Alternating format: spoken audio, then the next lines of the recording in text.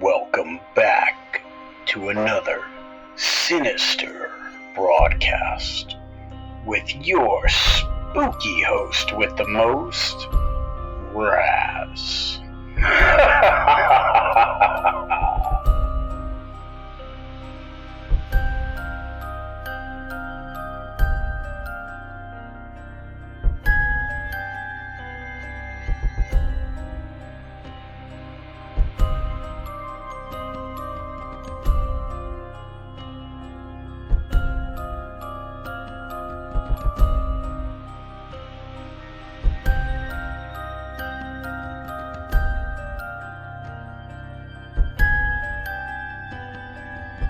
Hello everyone, and welcome back to another Sinister broadcast with your spooky host, Raz. This week we have a ton of new and interesting entertainment for you, including new advertisements, new documentaries, and new stories to entertain your crazy little brains. Now, if you write your own stories and wish to be featured on this channel, then by all means reach out to me on my Instagram or via my YouTube, and we will talk about featuring you right here on the channel. With all of that nonsense out of the way, let's begin, shall we?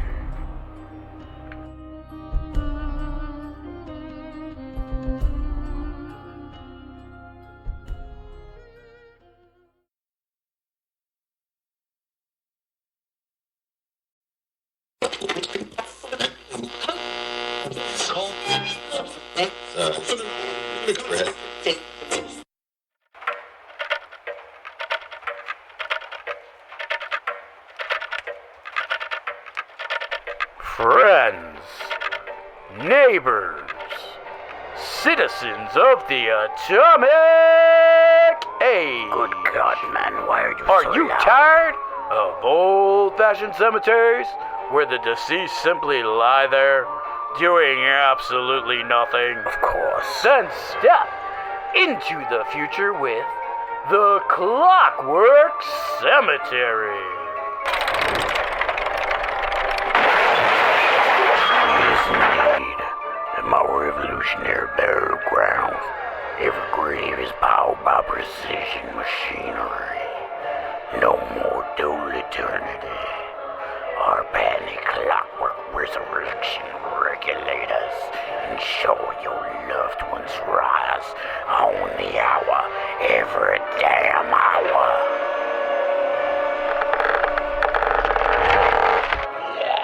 That's right. Each resident enjoys a scheduled stroll. Midnight wandering, 3 a.m. ominous standing, and our popular Sunday afternoon haunting rotation. Every grave includes steam-powered coffin ventilation, brass observation windows, and our automatic dirt reapplication system. Why leave sanity to chance when you can run it with precision engineering? Visit Clockwork Cemetery, where the dead don't just rest, they keep excellent time. Not responsible for synchronized graveyard marching or unionization of skeletons.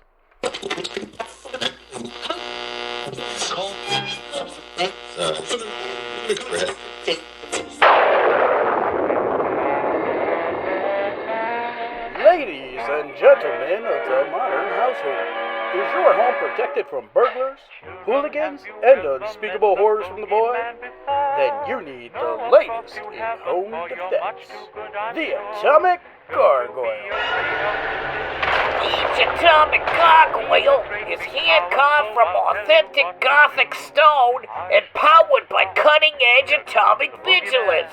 Place one on your rooftop and enjoy features like glowing surveillance eyes, motion-activated wing slapping, and our patented intruder vaporization glare. Burglars hate it. Your neighbors will fear it. And you'll love the peace of mind knowing your home is defended by a creature that has not blinked since 1372. But wait! Order now and receive the deluxe night terror upgrade. Your gargoyle will patrol the skies, chase suspicious mailmen, and occasionally scream warnings about impending doom. The Atomic Gargoyle, because nothing protects your home like a radioactive, medieval demon statue. Not responsible for property damage, melted bubblers, or gargoyles declaring themselves mad.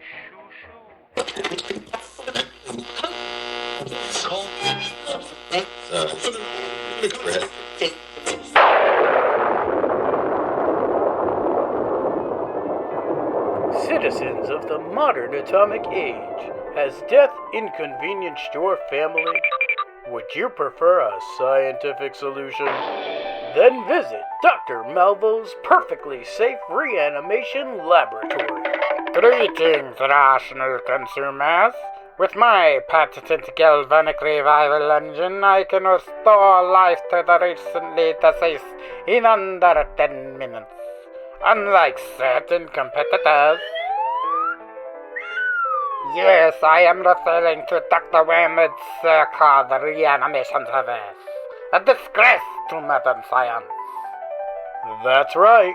His laboratory lacks proper voltage discipline, professional lighting harnessing, and basic zombie containment etiquette. Why, his safety system is simply a padlock and a strongly worded sign. Here at Dr. Malvo's laboratory, we only use the latest in controlled resurrection technology. You've observed this demonstration. Doctor, the lightning rod appears to be smoldering? Yes, that means it's scientifically enthusiastic. Now applying 12,000 volts of revitalizing electricity. Doctor, the subject is standing up? Marvelous! And they appear to be groaning. Yes, this is expected. They're chewing through the restraints. Yes, statistically possible. Listeners, please remain calm during this routine. Oh my God! Doctor, there are 2 more? That is, unusual. Brains. Doctor, they're multiplying. Well, at least we're still safer than Dr. Wormwood's lab. Oh dear. Ladies and gentlemen, please disregard this broadcast and avoid the laboratory! Doctor, they're heading for the door! Yes, excellent field testing! This has been Dr. Malvo's... I gotta go! Dr. Malvo is not responsible for fighting, shambling, village destruction, or comparisons to Dr. Wormwood.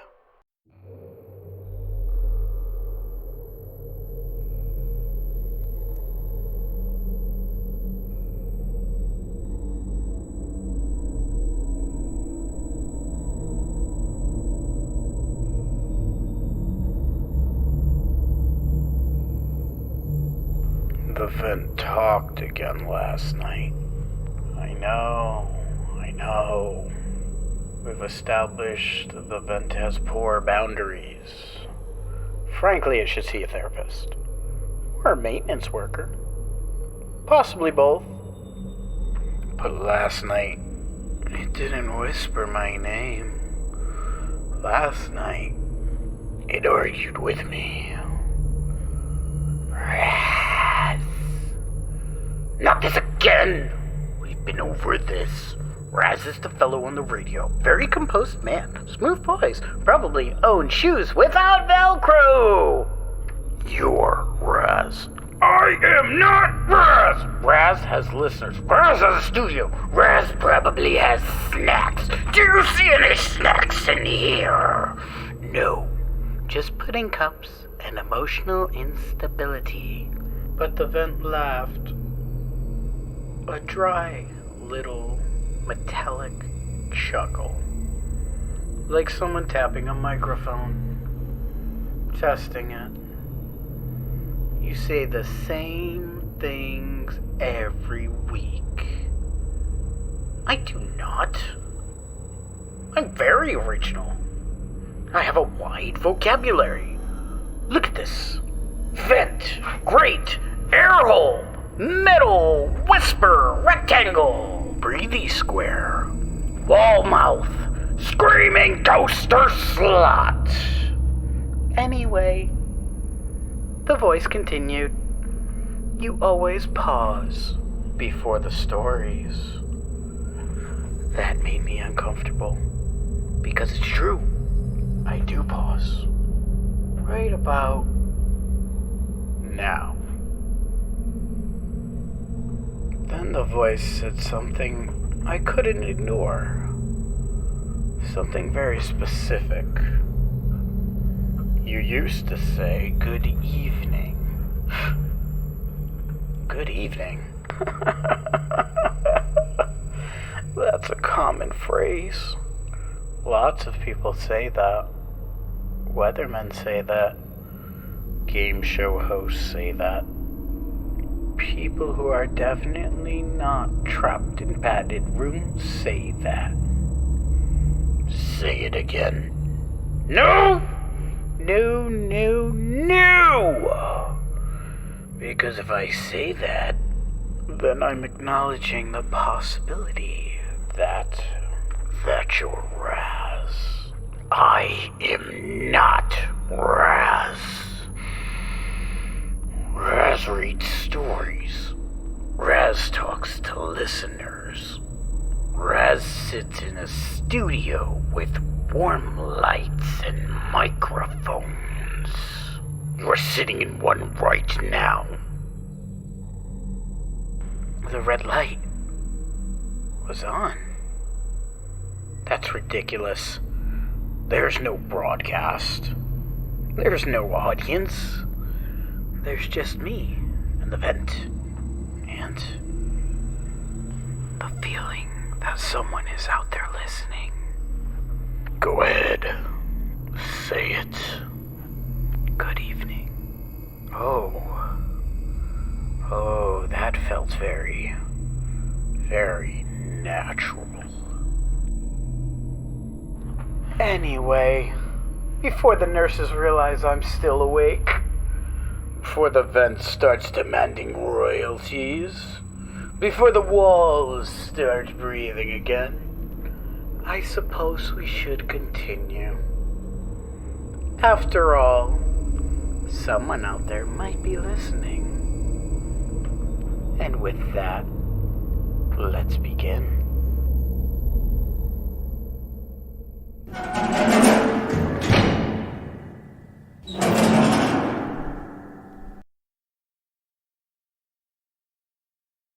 Emily's Bridge.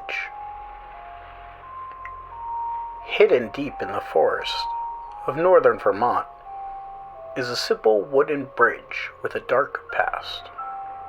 By day, it's a peaceful, picturesque, covered bridge crossing a quiet country road near Stowe, Vermont.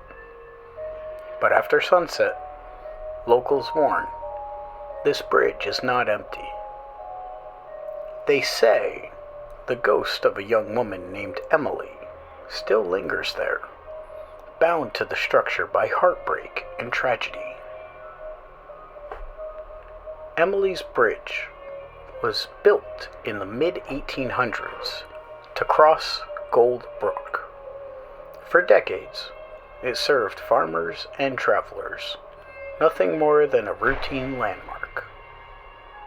But tragedy soon struck. Emily, a young woman from town, fell in love with a man from a nearby village. The two planned to meet on the bridge one fateful night. Some say he never arrived. Others claim her family forbade the meeting. Heartbroken, Emily allegedly hanged herself from the rafters of the bridge. From that night on, the bridge was said to carry her restless spirit. Over the years, locals began reporting strange phenomena. Shadows darting across the wooden beams, cold spots in the middle of the bridge, footsteps behind them when no one else was present, vehicles scratched mysteriously while crossing. Some visitors claimed to see a dark figure hovering above the bridge at night, her long hair and dress moving as if in a phantom breeze. Others reported an overwhelming sadness that seemed to seep from the wood itself, almost as if the bridge had remembered her despair. In the 1970s and 80s, Emily's Bridge became a destination for thrill-seekers and paranormal investigators. Many claimed to hear the whispers calling their names, and a few reported doors slamming in parked cars or the sensation of being pushed or grabbed. A local legend even suggests that Emily's spirit has the power to appear in reflections, especially in the headlights of cars crossing the bridge after dark. Some say the spirit's presence grows stronger on anniversaries of her death, drawing the curious and unweary to the bridge at their own risk. Today, Emily's Bridge is a preserved historical landmark. Visitors come from across Vermont and New England, hoping to experience the haunting firsthand. Some come armed with cameras and EMF detectors. Others simply come to stand quietly on the bridge, feeling the weight of its dark history. Whether the sightings are real or imagined, one thing is certain: Emily's story has endured for over a century. And according to local legend, if you cross the bridge at night, you may find you are not alone. The air grows cold, the night feels heavier, and somewhere in the shadows, Emily may still be waiting. A tragic love story turned haunting, Emily's Bridge remains a chilling reminder that sometimes heartbreak leaves a mark that can never fade.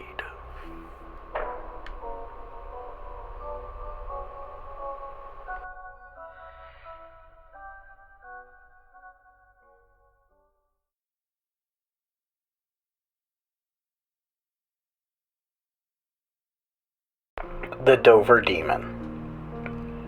In April of 1977, the quiet town of Dover, Massachusetts, became the scene of one of the most baffling cryptid encounters in New England history. It all began along the rural roads and dark forests surrounding the town, where three teenagers would see something utterly unlike anything they had encountered before. It had a large, hairless head, glowing orange eyes that seemed to pierce the night, skin like rough sandpaper, and limbs so long and spindly that its movements seemed almost unnatural.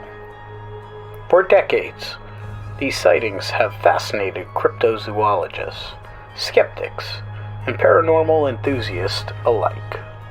On the night of April 21st, 17-year-old William Bartlett was driving along Farm Street with his friends. It was a clear night, quiet except for the occasional hoot of an owl. Suddenly, Bartlett slammed on the brakes. On the roadside, perched on a stone wall, was a creature unlike anything he had ever seen. He described a small, fragile body with an enormous head, glowing orange eyes, and limbs that bent at unnatural angles. For a brief moment, It stared directly at him, and then it disappeared silently into the trees. Bartlett was shaken. He immediately made a sketch of the creature, documenting every detail for police and journalists. A few hours later, 15-year-old John Baxter was walking home from a friend's house along a nearby road. At first, he thought it was a stray animal or a prankster, but as he drew closer, he realized the creature was unlike any animal he knew.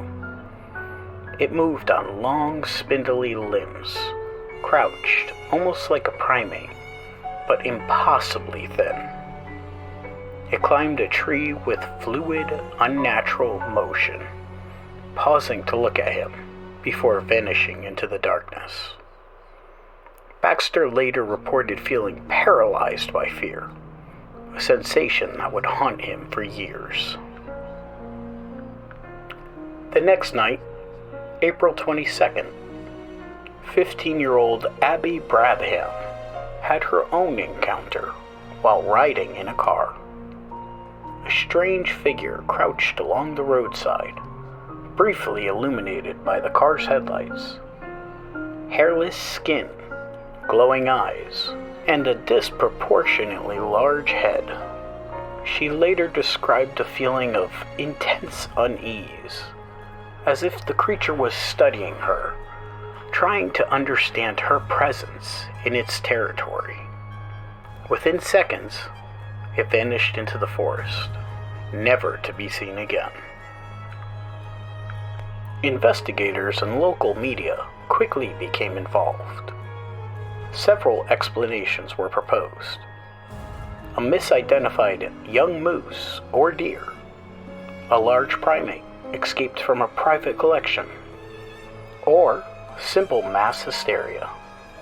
Yet none of these explanations fit the reports. The creature's proportions and movements were too unnatural to match any known animal.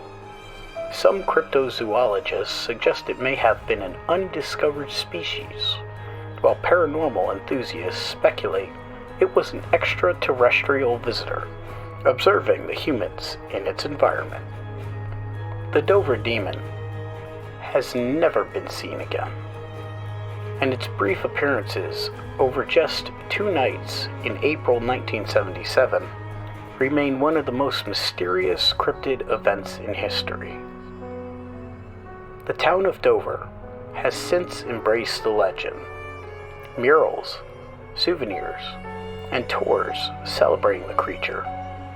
Yet the forest where it appeared remains as dark and quiet as ever. For decades, people have returned, hoping to catch a glimpse, but the forest keeps it secret. And perhaps the most unsettling part, whatever it was, it came, it was seen, and then it vanished, leaving only fear, fascination, and mystery in its wake. Could it have been a creature lost to science? A visitor from somewhere beyond? Or a fleeting glimpse of something humanity was never meant to see? The Dover demon may never tell us.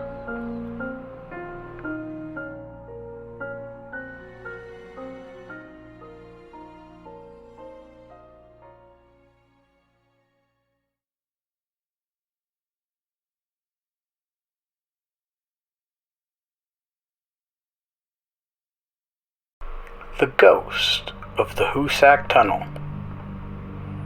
Hoosac is an Algonquin word meaning place of stones.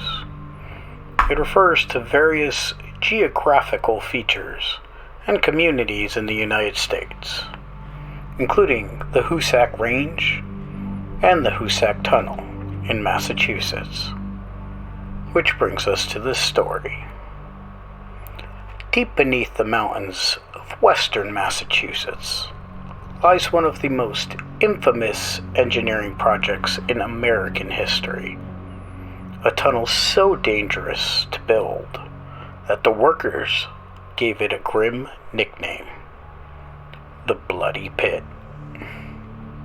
The structure is known as the Hoosac Tunnel, a massive railroad tunnel carved through the Hoosac mountain range in the 1800s. Today, it remains as an important rail corridor, but according to the generations of workers, locals, and investigators, the tunnel is also one of the most haunted places in New England because during its construction, tragedy followed tragedy, and many believe the spirits of those who died building the tunnel never truly left. In 1851, engineers began planning a massive rail tunnel through the Hoosac Mountain. At the time, the idea seemed almost impossible. The tunnel would stretch nearly 5 miles through solid rock, making it one of the longest tunnels in the world. The project was meant to connect industrial cities of eastern Massachusetts with the growing rail systems of the American Midwest.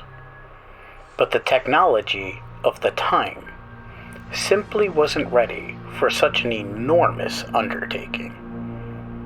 Construction began in 1855, and almost immediately, things began to go wrong. Workers were forced to blast their way through dense mountain rock using black powder explosives. Conditions were dark, damp, and extremely dangerous.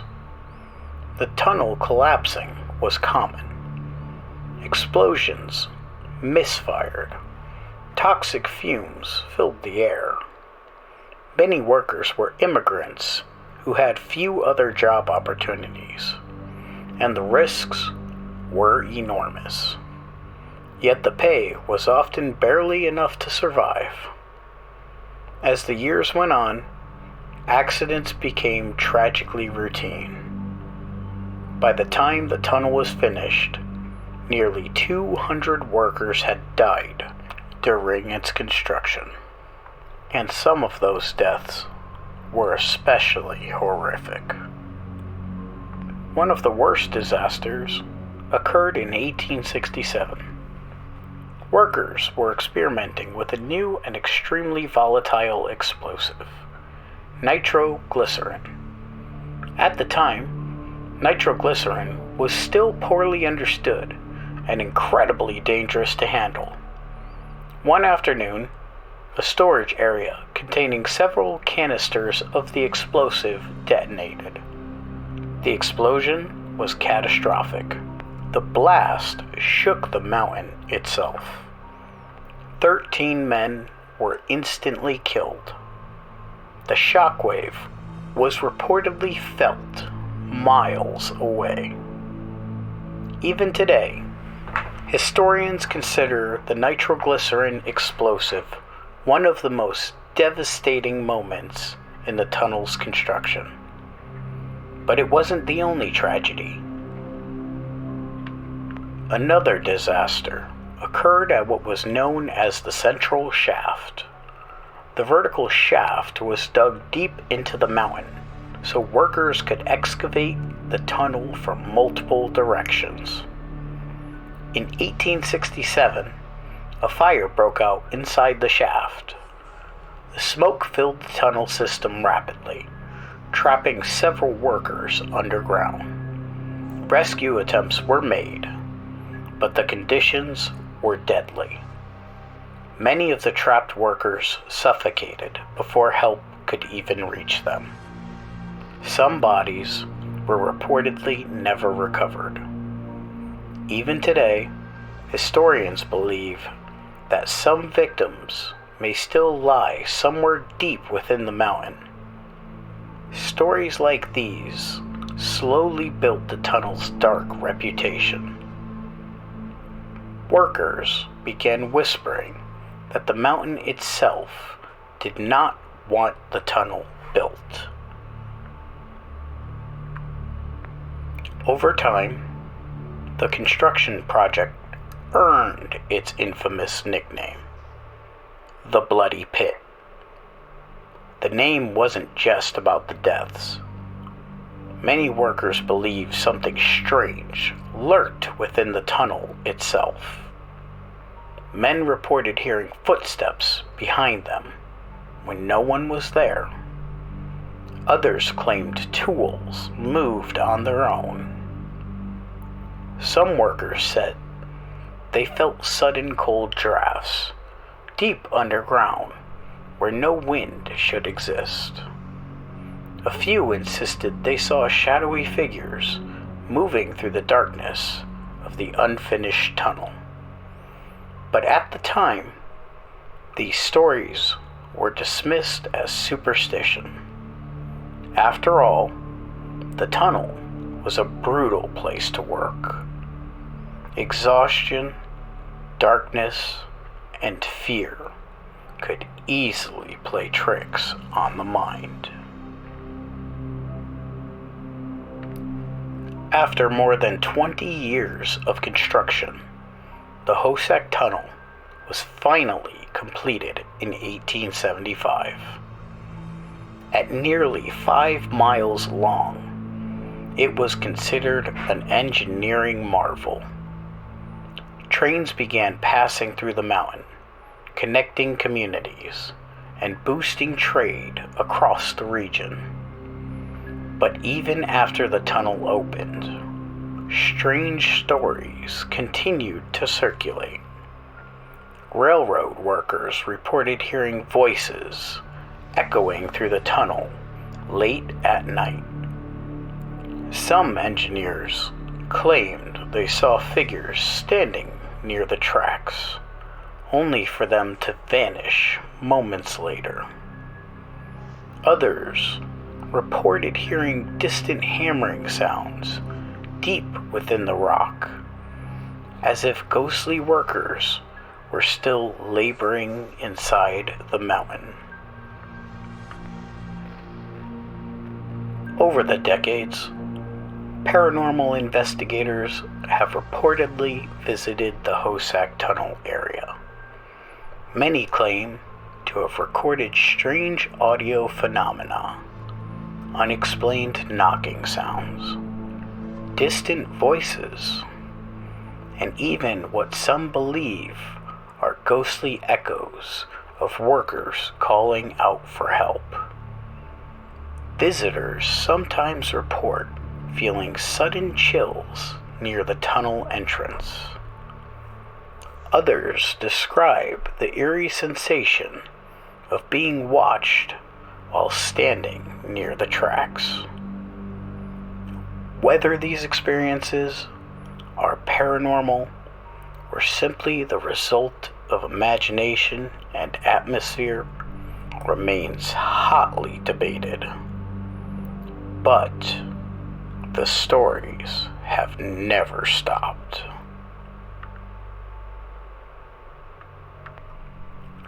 Today, trains still pass through the Hoosac Tunnel every day. To most passengers, it's simply a dark stretch of track beneath a mountain. But for those who know the tunnel's history, it represents something much, much more.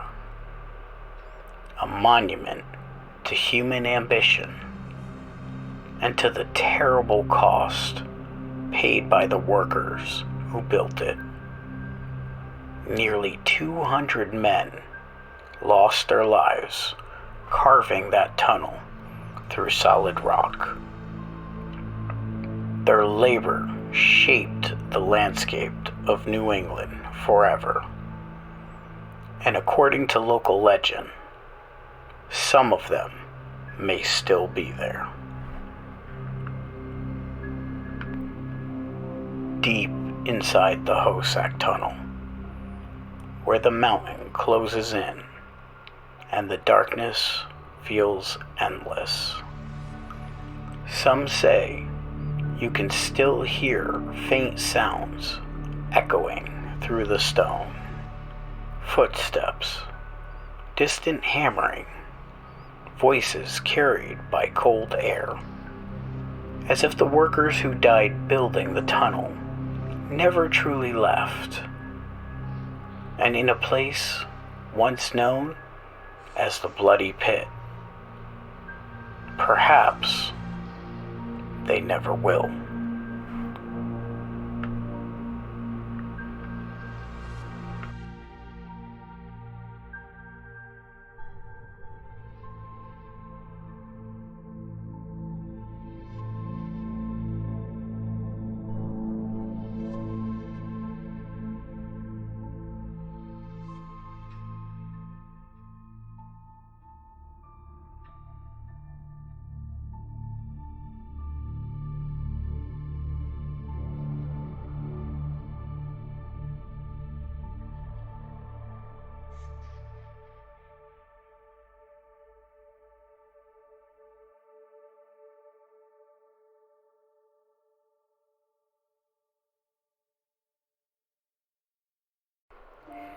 Gather round, my creepy little nightmares. It is now story time. Tonight, I have two tales for you. First, we have The House by Hollow Tree, a tale of inherited secrets. And second, we have another story titled The Lantern in the Marsh, a tale of fog, light, and something unseen. Now let's sit back, relax, and get ready to read.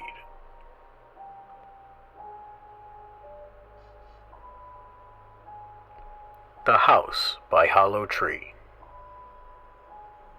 The Holloway family had never been wealthy, but they had always owned something. A stubborn little farm on the outskirts of a quiet village. It was the sort of place where the fog rolled off the river every morning, and crows perched on the fence posts like dark sentinels. One day, the family received a letter. It came sealed with a thick yellowed wax, bearing a crest they did not recognize. It was from a distant relative, long forgotten, who had passed away and left them a property in the countryside, a house, old, abandoned, and surrounded by woods the locals whispered about. It was, the letter said, their inheritance. Eager for a change, Mr. Holloway decided to visit the house. He brought his wife and daughter Lily, hoping to inspect the property and perhaps breathe new life into it. The house was nothing like they'd imagined. It rose from the hilltop like a sleeping giant, its dark stone walls cracked with age, windows staring blankly like hollow eyes, trees clutched at the roofline with twisted branches, and a path leading to the front door that was choked with weeds. A single oak, gnarled and hollow, stood beside the porch, its cavernous trunk dark and silent. "Why is it called Hollow Tree House?" Lily asked. She had a curiosity streak that often led her to poke into trouble, but her eyes shone with excitement. "Just an old name, probably," Mr. Holloway said. He stepped carefully up the path, the boards of the porch creaking under his weight.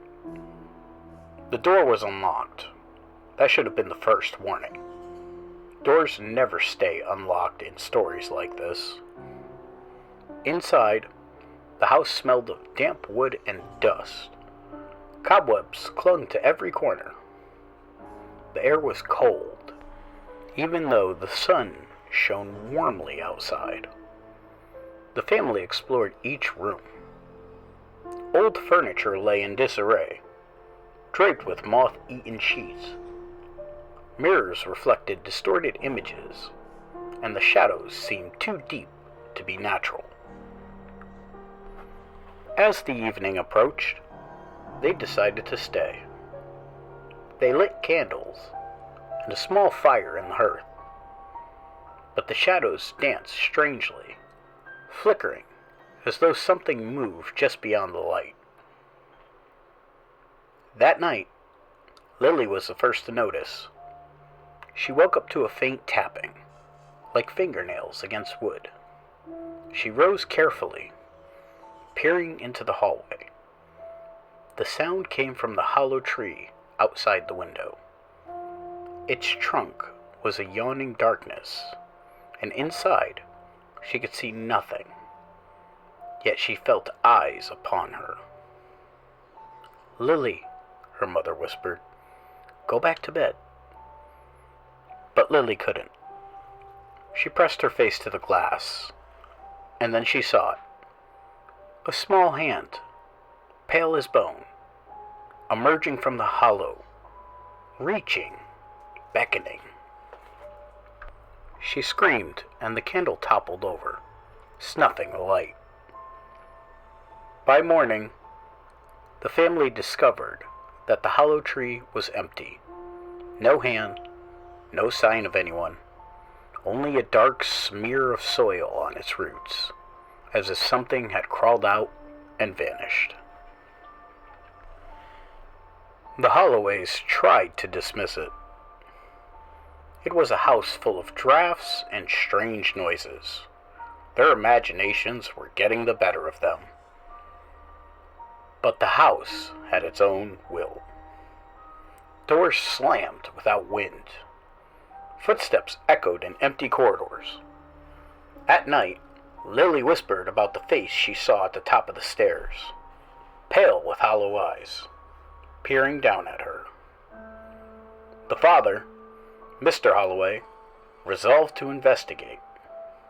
He discovered a small hidden stairwell behind a bookshelf in the study. It spiraled downward into darkness. The air smelled foul, metallic. Every step echoed as though 1,000 eyes watched him. At the bottom, he found a room, bare except for a single chair and a pile of old papers. Among the papers were sketches of family. Lily, her mother, himself, all drawn in detail, as though the house had been waiting, watching, planning. At the bottom of one page, written in trembling script, were the words, "They come for what they inherit."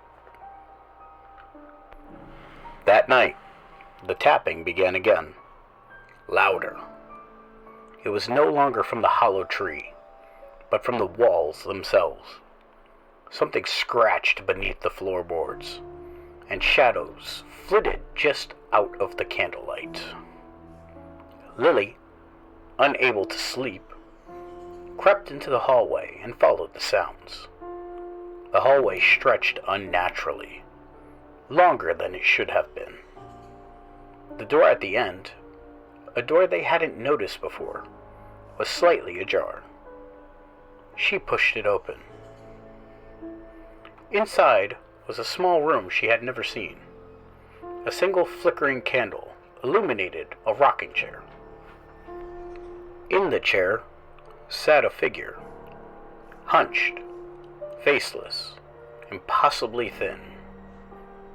The air was cold enough to make her bones ache. The figure rocked slowly, making no sound, but filling the room with a suffocating presence. Lily wanted to scream, but her voice failed her. She stumbled backward, tripping over the threshold. When she looked back, the chair was empty, but the candle flickered to reveal something she hadn't noticed. The walls were lined with dozens of hollow tree carvings. each one shaped like the gnarled oak outside. Tiny, hidden faces stared from each hollow, each one etched with terror. Mr. Holloway rushed to her side. The father and daughter fled upstairs, only to hear whispers echoing through the house. They come for what they inherit. They come for what they inherit. The family tried to leave the next morning. The car wouldn't start. The path out of the driveway was blocked by thick roots that had not been there the day before. As night fell, they understood the truth. The house was alive. It had waited centuries, and now that they had claimed it, it would not let them go. The hollow tree wasn't just a tree. It was a sentinel, a guardian, a prison. And when the wind howled through the branches, the voices from inside the tree whispered Lily's name, calling her, beckoning her to join them forever. The Holloways vanished that night. The villagers say if you pass by the hill during a foggy evening, you can hear tapping from the hollow oak, faint voices whispering, and shadows moving where no one should be. And if you listen closely, the hollow tree seems to sigh, as though it is satisfied with its new occupants.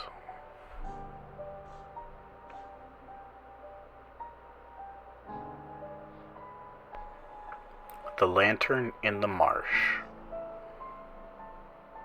The marshes had a reputation.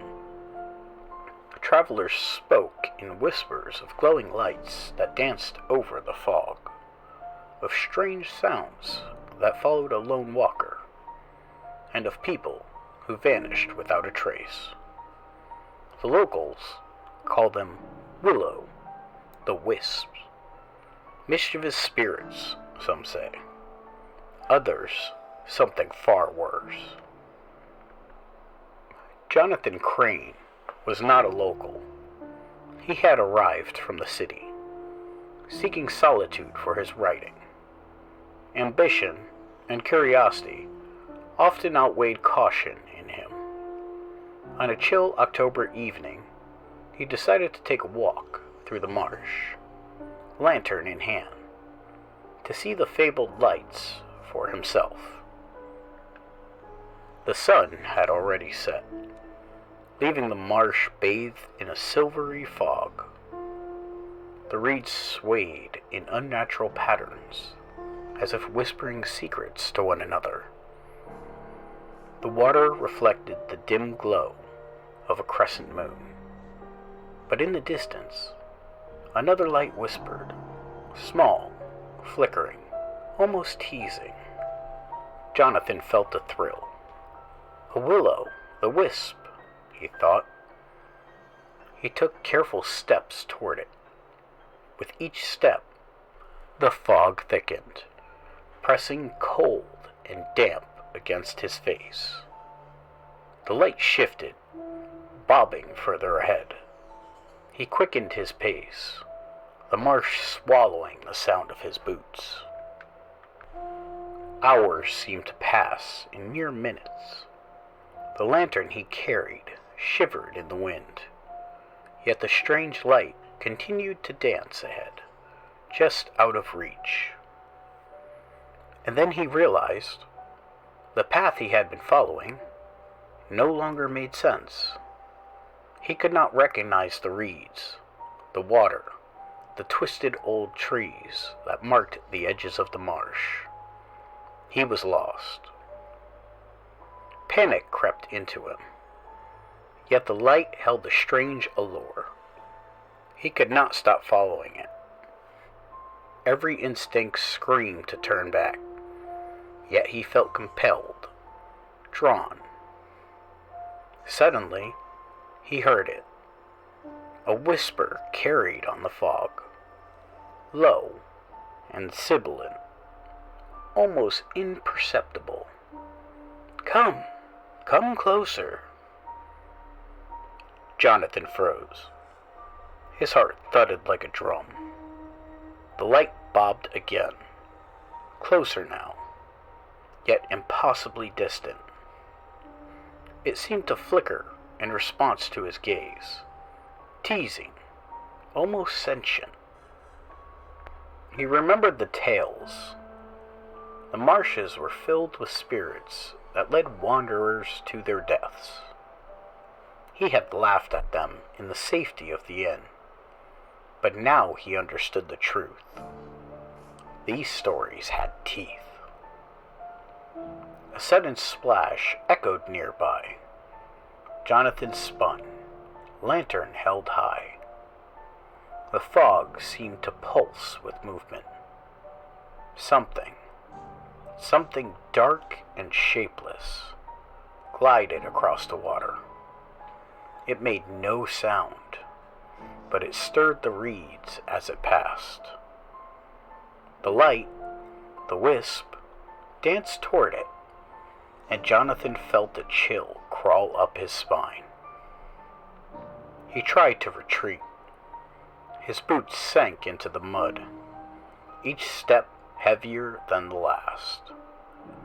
The whispers grew louder, overlapping, unintelligible but demanding. "You followed. You followed." The light hovered above the water now. It pulsed, beckoning. Jonathan's breath came in shallow gasps. His lantern flickered. He reached for it, but the wisp darted away, just beyond reach, always teasing, always leading him deeper into the fog. Hours, he thought, must have passed. The marsh became a labyrinth of shadows and reflections. The air smelled of decay and rain. The whispers had multiplied. Shapes moved in the fog. Glimpses of human form, twisted and elongated.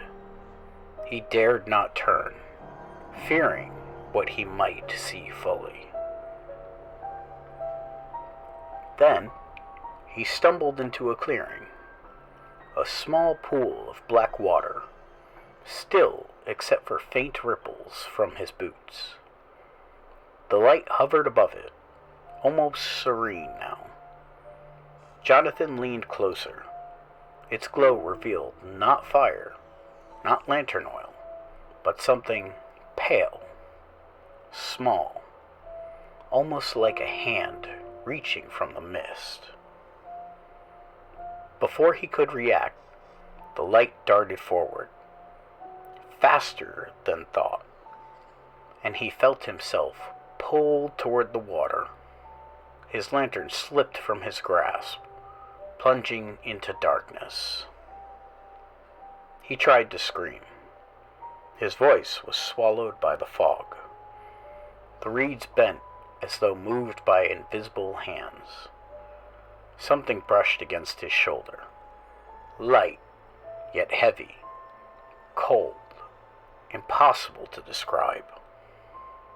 He scrambled backward, and suddenly the light vanished. The fog thickened. Silence fell over the marsh, so complete it roared in his ears. His pulse hammered. His legs shook. When morning came, the villagers found his abandoned coat near the edge of the marsh, lantern missing.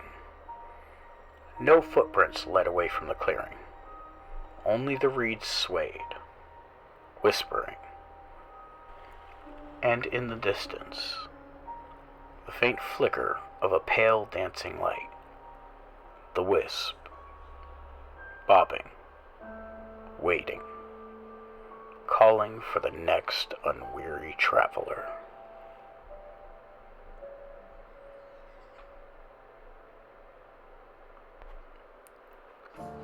Okay, everyone, Thank you very much for joining us for this week's Sinister broadcast. I hope you enjoyed tonight's broadcast.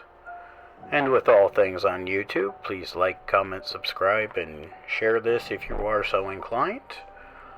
I release one of these typically every Sunday. So if you would like to see the next one, then by all means, please subscribe to my channel. With that being said, good night and sweet dreams, my creepy little nightmares.